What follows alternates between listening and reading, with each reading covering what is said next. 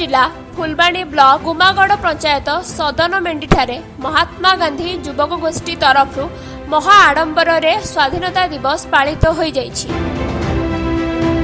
78तम स्वाधीनता दिवस अवसर में मुख्य अतिथि भावे गुमागड़ ग्राम पंचायत सरपंच प्रताप चंद्र कंवर जोगदे त्रिरंगा पताका उत्तोलन करथिले। अन्यमानक मध्यरे नायब सरपंच रोजालिन साहू, अंगनवाड़ी कर्मी मिता दिगाल उपस्थित रही स्वाधीनता दिवस अवसर में अभिभाषण प्रदान करथिले।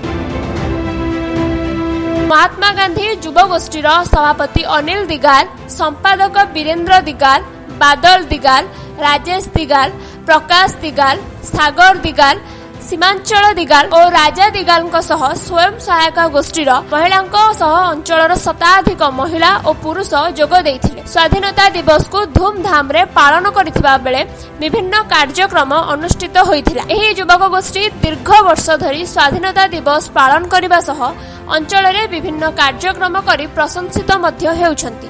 स्वाधीनता दिवस अवसर में सदन मेंढीर महात्मा गांधी युवक संघ माने बहुत सुंदर आयोजन करते। दीर्घ वर्ष धरी यही आयोजन कर प्रतिवर्ष अगस्ट 15 स्वाधीनता दिवस एवं साधारणतंत्र दिवस जनवरी 26 दिवस पालन कर। आम देश 1947 मसीहा अगस्ट मास 15 तारिख दिन स्वाधीनता लाभ करथिला।